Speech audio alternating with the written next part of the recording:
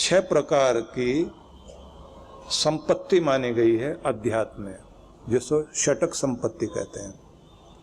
शम दम उपरति तितिक्षा श्रद्धा और समाधान।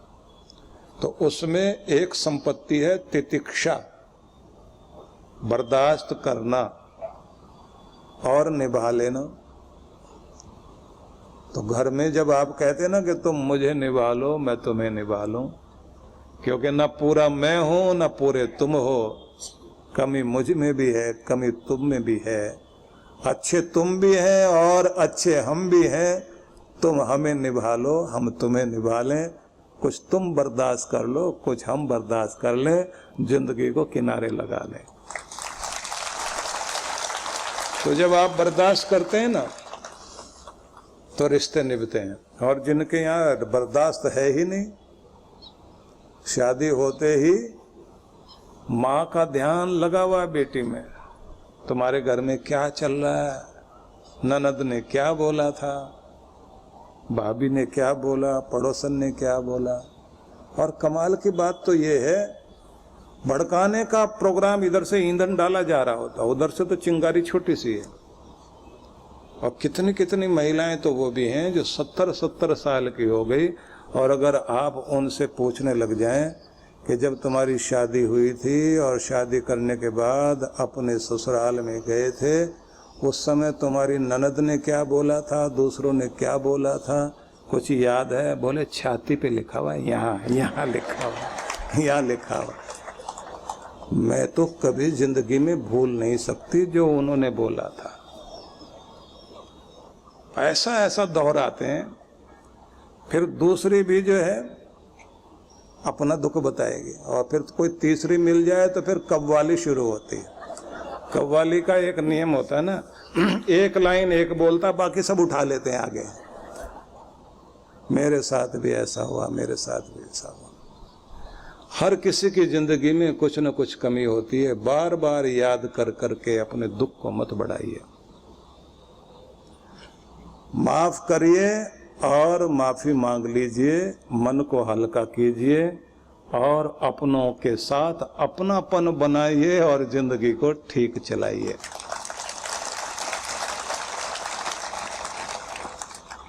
मैं तो नहीं कभी माफ कर सकती, मरती मर जाऊंगी लेकिन माफ नहीं कर सकती, ऐसा ऐसा बोलती हैं महिलाएं।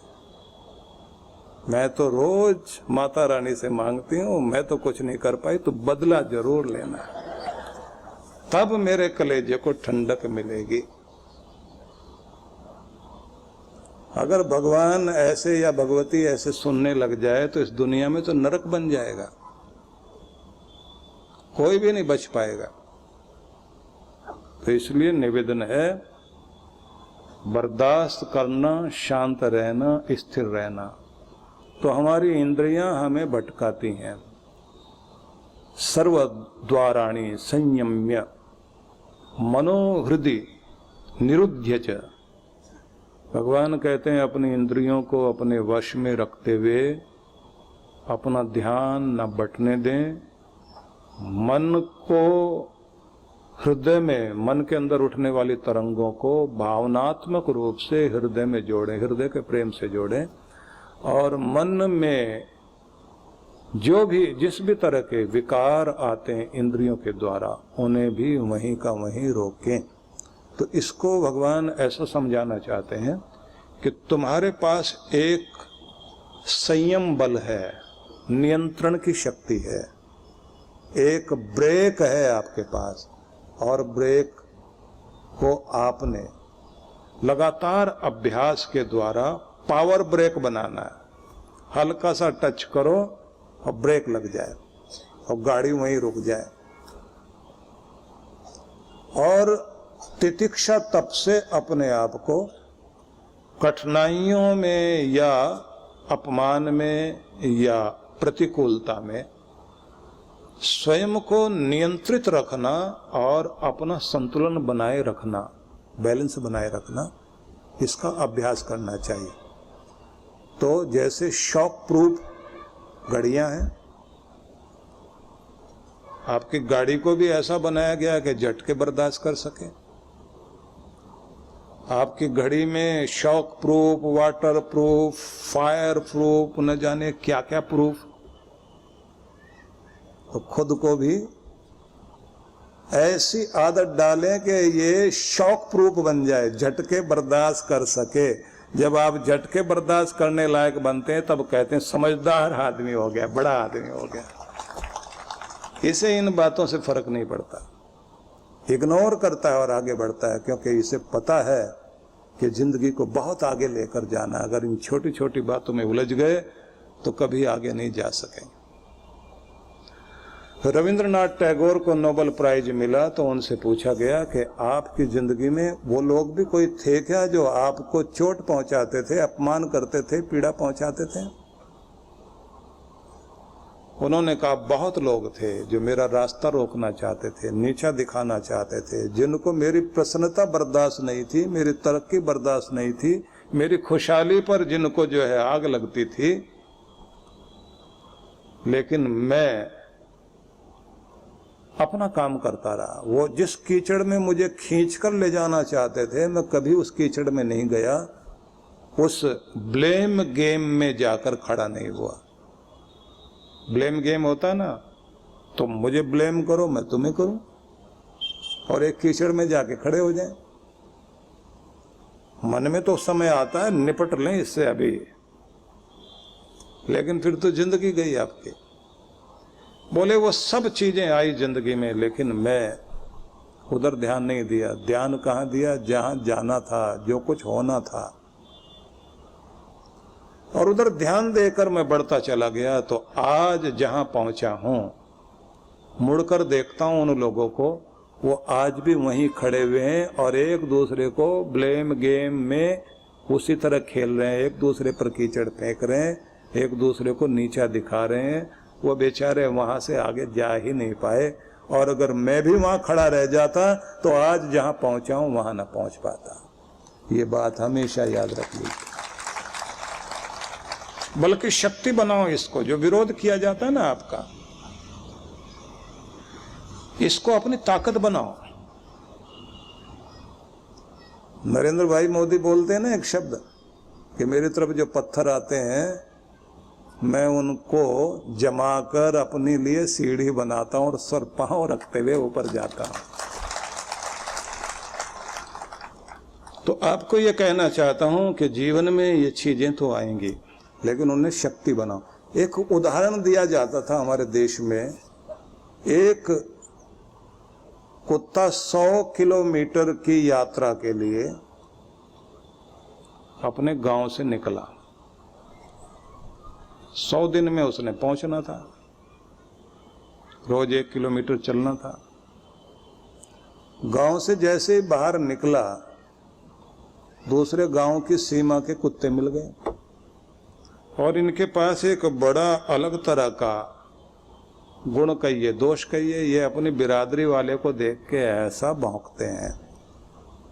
लेकिन अपरिचित मिल जाए, अनजान मिल जाए तो भौंकते हैं। जाने पहचाने को देख करके ये नहीं भौंकते, उसको कहते हैं अपना ही है। आदमी के साथ उल्टा है, इसको पीड़ा होती है। जाना पहचाना आदमी अगर तरक्की कर जाए तो इसको बहुत पीड़ा होती है। अनजाना आदमी आसमान तक चला जाए, हमें क्या लेना देना। कुत्तों में ये बात है कि वो अनजान को देखकर भौंकते हैं। तो जैसे देखा कि कोई इस गांव का इधर आ रहा है, तो सारे इकट्ठे मिलकर उसे काटने के लिए, भौंकने के लिए, चीखने चिल्लाने के लिए, गाली गलौज करने के लिए तैयार हो गए, रास्ता रोक लिया। तो इसने क्या किया? बोले इनकी तो आदत रास्ता रोकने की है, तो रुकना तो है नहीं। फिर वो ध्यान से देखता रहा, ये करेंगे क्या। समझ में आया इनकी आदत पीछा करने की है, तो दांव लगाकर आगे निकल आया। उन्होंने दौड़ाना शुरू कर दिया। दौड़ते दौड़ते अगला गांव पार कर गए, फिर अगला गांव आया, फिर वही हुआ। ये दांव लगाए और उनसे आगे निकल आए और वो पीछा करें। तो जो इसने 100 दिनों में यात्रा पूरी करनी थी, भाई लोगों के कारण 10 दिन में यात्रा पूरी हो गई। हवाई जहाज बना दिया उसका। बस विरोध करने वालों के सामने रुकना नहीं, उनसे आगे निकल आना और उसके बाद देखना वो पीछा करते रहेंगे और आपको दौड़ाते रहेंगे और आपकी यात्रा सबसे जल्दी आगे पूरी हो जाएगी। और उनकी सजा तो एक ही है, जो आपकी खुशी देखकर जलते हो तो ज्यादा खुश होकर और जलाना और ज्यादा खुश होकर कहना देखो बेचारे जलते हैं, तो थोड़े से और जल जाएं, कोई बात नहीं। ऐसे मत कर लेना कि उनको देखते ही उनको जलता देखकर आप अपना चेहरा बिगाड़ ले, अपनी मुस्कुराहट को और बढ़ाइए। बस यही रास्ता है सजा देने का। तो एक शक्ति है आपके पास में जिसे कहते हैं नियंत्रण करने की शक्ति, आपका ब्रेक। हर दिन उससे जरूर चेक करो कि मेरा ब्रेक काम करता है या नहीं। जब आपको बहुत बोल रहे हो तो उस समय ब्रेक का इस्तेमाल करो, क्रोध में ब्रेक का इस्तेमाल करो। निंदा चुगली करने को मन कर रहा हो तो उस समय भी ब्रेक लगाइए। और निंदा चुगली करने वाले लोगों के साथ खड़े भी मत हो। अपने 10 काम छोड़ के लोग जो है चुगली चुगली खेलने के लिए खड़े हो जाते हैं ना, टाइम निकालते हैं, क्लब बने हुए हैं चुगली खेलने के लिए। इकट्ठी हो गई सारी और बैठ गई और उसके बाद दुनिया भर के पूरे मोहल्ले का नंबर लगाने के बाद 1 घंटे तक चुगली चुगली करने के बाद आखिर में फिर भोग डालते हैं। आखिर में शांति पाठ होता है, मरने दे बहन हमको क्या लेना देना, यहाँ आके शांति पाठ करते हैं। तो उतने का मतलब होता है कि अब जो है कथा समाप्त हो गई है, अब निंदा चुगली खत्म हो गई। अगले दिन फिर आएंगे, फिर बैठेंगे। ध्यान रखिए, इसका एक दुष्प्रभाव है जीवन पर। जब आप किसी की निंदा चुगली में लगते हैं तो उसके सारे दोष, वो जो आप जिसकी चर्चा कर रहे थे, वो आपको चिपकते हैं। आपको लगता है सारी दुनिया ही ऐसी, हम अगर थोड़े बहुत हो गए तो क्या फर्क पड़ता है, तो आप अपने आप को काला करने लग जाते हैं। चर्चा करनी तो भगवान की शुभ की चर्चा, जो सोवे सो सुन में, जागे तो हरि नाम, जो बोले सो हरि कथा, भक्ति करे निह काम। सहजोबाई ने गाया था कि शून्य में सोना सीख जाओ, निर्विचार होकर शांत होकर बैठना सीख जाओ। जागे तो हरि नाम, और जागना है भगवान के नाम में। जो बोले सो हरि कथा, और चर्चा हो तो भगवान के नाम की। भक्ति करे निष्काम, भगवान की भक्ति भी करनी है तो मंगता बन के मत जाओ, झोली फैला कर मत जाओ, बल्कि उसके सामने थैंक्स करने के लिए जाओ। और अवसर आते रहेंगे धन्यवाद करने के, बार बार अवसर आते रहेंगे। तो अपना नियंत्रण करते हुए, ब्रेक लगाते हुए, सर्व द्वाराणि संयम्य, समस्त द्वारों को, इंद्रियों को वश में करते हुए, मन को विचारों से रहित करते हुए आप अपने हृदय में स्थिर कीजिए। आगे भगवान कहते हैं मूर्धनि आधाय आत्मना, अपना ध्यान अपनी मूर्धा में लेकर जाओ, यहाँ ऊपर। प्राणम स्थितो योग धारणम, और फिर प्राण को वहां स्थिर करें।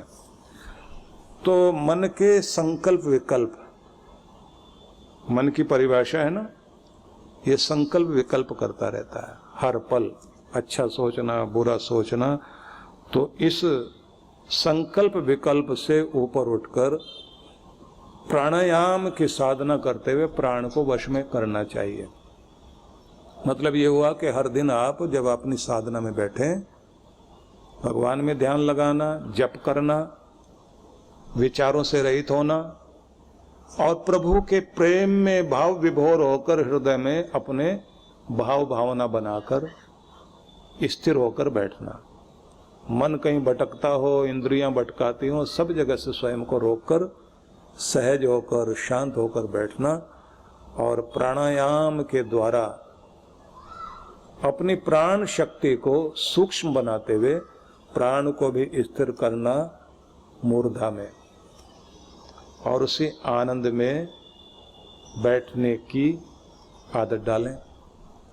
और भगवान ये कहते हैं कि इसी योग धारणा में हर दिन भक्ति करना, और जब दुनिया छोड़ने की बारी आए तो प्राण को वहां ले जाकर, यहां से अगर प्राण छोड़ता है कोई, सारे कष्टों का जन्म जन्मांतरों के निवारण हो जाएगा और व्यक्ति मुक्त हो जाएगा। बस यही रास्ता है। तो गुरुजनों से विधि सीखनी चाहिए, क्योंकि वही भेद बताते हैं। कबीर ने कहा ना, भटक मुआ भेदी बिना, कौन बतावे धाम, भगवान का धाम कौन बताएगा। चलते चलते थक गयो और पांव कोस पर गाम। गांव तो इतना नजदीक, भगवान का धाम इतना नजदीक कि बस पग रखे आ गया। लेकिन भेदी नहीं था जिंदगी में, तो भटकते भटकते जिंदगी चली गई। चले बहुत, पहुंचे कहीं भी नहीं। पूरी जिंदगी यात्रा चलती रही, लेकिन लक्ष्य तो मिला ही नहीं जीवन का। न तो लोगों का ध्यान, न भक्ति ठीक से हो पाती। लोग कहते हैं हमें समझ में नहीं आता हम कहीं पहुंचे भी या नहीं। इसलिए हर पल आपको एक तो चलते फिरते उठते बैठते नाम जपने की आदत है। दूसरा, जब आप भगवान की भक्ति में बैठे तो धन्यवाद करने के लिए बैठिए। कभी कभी पीड़ा हो जीवन में तो अपने आंसू जरूर भगवान को प्रकट कर देना, लेकिन वहीं से फिर रास्ता भी ढूंढना कि अंदर क्या संदेश आता है। महाराष्ट्र में एक संत हुए हैं, बहुत प्यारे संत थे, जिनके जीवन में ऐसी घटनाएं घटी कि उनका पुराना जीवन जो था वो घर गृहस्थ वाले व्यक्ति थे। दुर्भाग्य जीवन में आ गया। गृहस्थ संत होने के कारण घर परिवार की जिम्मेदारियां थी। हर आदमी के पास दायित्व है ना। सुबह आपको बता रहे थे ना कि हम सबको अपने कर्जे चुकाने होते हैं, और कर्जों से मुक्त होकर के ही दुनिया से जाना चाहिए। किसी का भी कर्जा बाकी नहीं रखो। जीवन का आखिरी प्रहर चलता हो तो सबके पास जाकर मिलकर आओ। जाने में अनजाने में कोई भी गलती हुई हो, भैया माफ करना, और सबसे हाथ जोड़कर प्रेम प्यार से मिलकर आइए। आप मुक्त हो जाओगे, क्योंकि आपका खाता क्लियर हो गया ना। और अपनों से भी न जाने कब कोई बात हमारी किसी को बुरी लगी हो, किसको हमने दुख दिया हो, किसको पीड़ित किया हो, सबसे मिलकर व्यक्ति को कहा सुना माफ कर लेना चाहिए। हर एक आदमी के जीवन में एक नियम और होता है कि जो आपने कमाई की, एक समय होता है ना कि जो आपने अपना जीवन का सबसे कीमती समय था अपने परिवार को पालने पोसने में, उन्हें परिवार के लोगों को योग्य बनाने में लगा दिया। उसके बाद में अगला समय भगवान का होता है। समाज सेवा करते हुए, भगवान की भक्ति करते हुए जीवन को व्यतीत करना, गुरु की शरण में रहना। तो शंकर दास नाम था उस संत का। तो सारी जिम्मेदारियां पूरी करते करते एकाएक जीवन में सारी अच्छी चीजें चल रही थी। आ गया दुर्भाग्य। दुर्भाग्य आया तो उनके पास जो भी कुछ था सब छिन गया। और न जाने कहां से ऐसे लोग मिलने लगे जो रोज जो उनके जीवन में कमी नहीं है वो भी दोष उनको लगाए। उनकी ईमानदारी की लोग कसम खाते थे, लोग उनको उस समय बेईमान बताने लग गए। वो जितने संयमी और अच्छे साधक थे उनको लोग जो है बुरा भला कहने लगे। हर चीज में अपमान, सब कुछ जाता रहा। यहां तक हुआ कि घर के लोग भी दूर हो गए।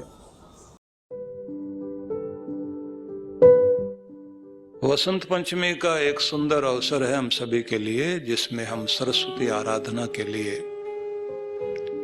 अपना प्रयोग कर सकते हैं। मेधा, प्रज्ञा बुद्धिमत्ता, विद्या, ज्ञान, सफलता प्राप्ति के लिए आशीष लेने का अवसर है। हर व्यक्ति सफलता चाहता है, लेकिन हर कोई सफल हो नहीं पाता।